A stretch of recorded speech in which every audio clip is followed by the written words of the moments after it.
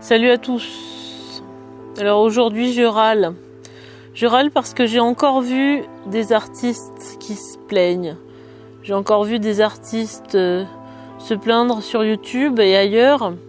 Pourquoi les artistes se plaignent constamment? Ils se plaignent que ils n'ont pas de rémunération, qu'ils n'ont pas de statut dans la société, qu'ils n'ont pas de statut comme de salariés, d'entrepreneurs. Puis aussi, je sais pas si c'est ton cas, mais si tu as déjà fait une résidence d'artiste, souvent une résidence d'artiste c'est financé 1500 € pour 3 mois, un truc comme ça, donc c'est vraiment... tu crées beaucoup de valeur en créant des œuvres d'art, en faisant une exposition, mais on va dire que t'es pas énormément payé, c'est le moins qu'on puisse dire. Et quand tu fais une exposition ou un festival, t'es à peine défrayé. Au mieux, on peut te donner un peu d'argent pour te payer ton voyage et ta nourriture, mais souvent ça s'arrête là. Et donc, les artistes sont toujours des laissés pour compte et des râleurs professionnels. Après, tu peux te dire, oui, c'est vrai, c'est embêtant, quoi. Pourquoi on n'a pas de rémunération? Pourquoi on n'est pas considéré? Y a pas de raison. Quand on est artiste, pourquoi finalement on produit de la culture? Pourquoi on serait pas rémunéré en tant que tel? Attention, annonce spéciale. À partir de lundi, je passe à un email par jour. Tu te rends compte? Un email tous les jours où je te donne un conseil pour être un artiste qui développe ses propres méthodes, un artiste qui bâtit une carrière en dehors du système et qui réussit par lui-même. Et je te donnerai plein de conseils créatifs et quelques informations sur les événements que j'organise.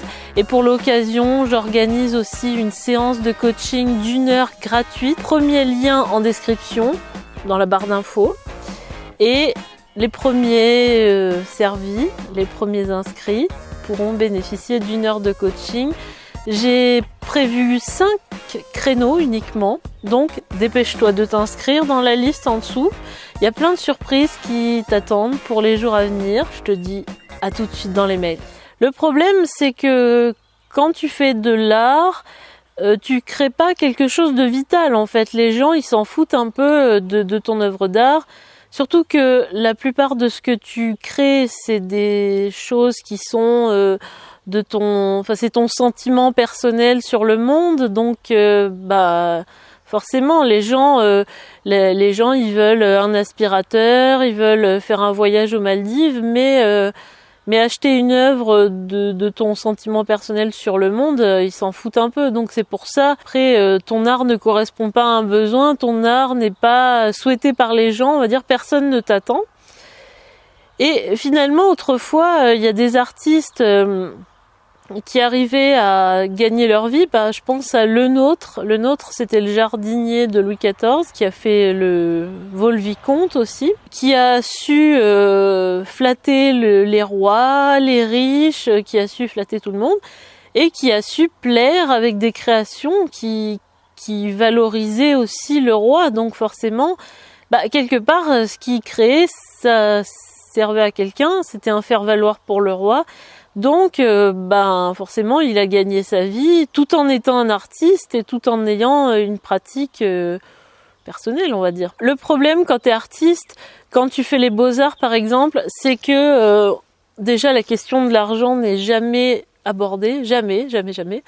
Parce que l'art, on défend le côté revendicatif, le côté politique. Quand on est un artiste, on est là pour défendre des idées, pour partager sa vision du monde.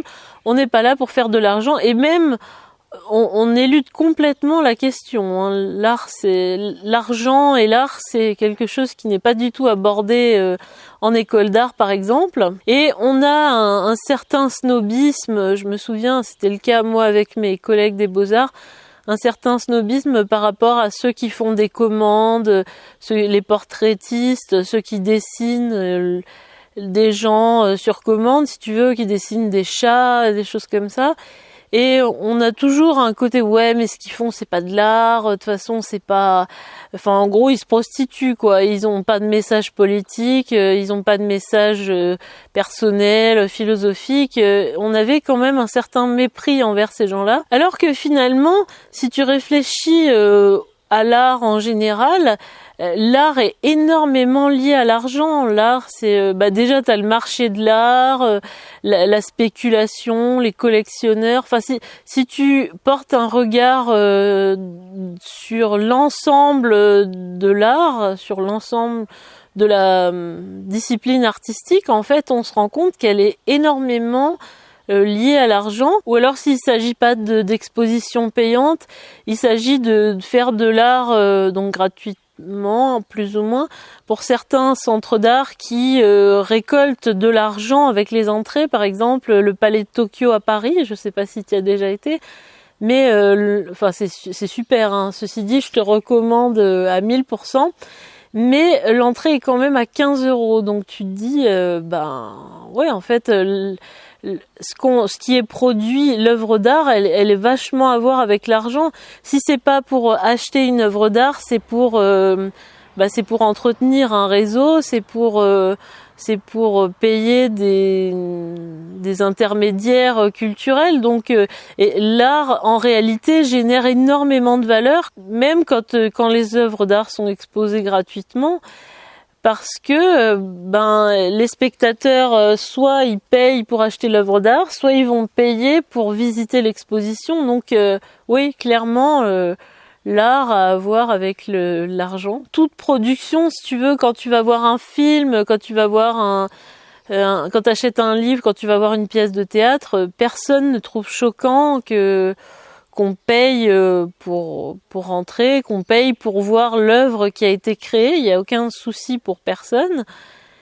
Et l'art, finalement, tu vois, les artistes, c'est un peu les dindons de la farce, puisque eux-mêmes, ils gagnent pas d'argent, ou très peu. Ils sont à peine, comme je te disais, à peine défrayés, à peine payés un SMIC pour 3 mois.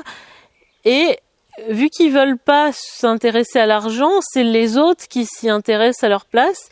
C'est les autres qui vont monnayer leurs pratiques, les galeristes, les centres d'art, même les associations, les festivals, même ceux qui gagnent pas beaucoup d'argent avec l'art, ils en gagnent toujours plus que les artistes qui gagnent quasiment 0. Mais tu te dis c'est un peu de leur faute, enfin c'est un peu de la faute des artistes quand même, puisque ils refusent d'envisager cette partie-là de leur travail. Ils préfèrent se voiler la face sur l'argent, et du coup, ils sont des assistés qui réclament des aides de l'État, qui réclament d'être comme des gens qui touchent les minima sociaux, si tu veux. Il y a plein de gens qui parlent du revenu universel. Alors moi, je suis plutôt pour l'idée qu'on puisse toucher une somme et qu'on puisse travailler chacun à son œuvre d'art. Mais le problème, c'est que là, en l'occurrence, l'artiste travaille gratuitement, mais l'œuvre d'art n'est pas gratuite. L'œuvre d'art, il y a bien des gens qui en profitent. Il y a des gens qui la voient, qui peuvent l'apprécier, qui peuvent s'enrichir culturellement à son contact. Et il n'y a pas de raison qu'aucune rémunération soit accordée à l'artiste. Mais comme je te disais, les artistes, ils préfèrent se plaindre, ils préfèrent être des assistés, attendre des rémunérations venant de l'État, attendre des aides sociales.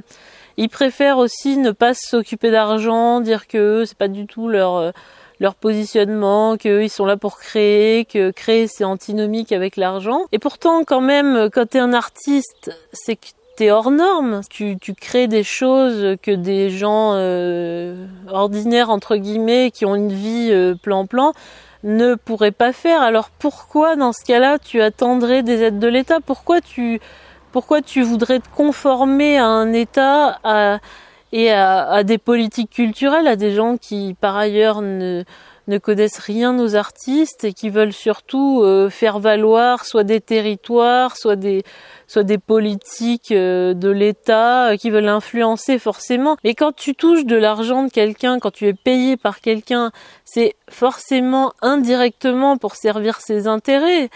Enfin, il y a même les grandes fondations qui payent des artistes, qui donnent des prix à des artistes contemporains, forcément, c'est pour faire de l'art, c'est pour valoriser la culture, mais c'est aussi et toujours pour se valoriser.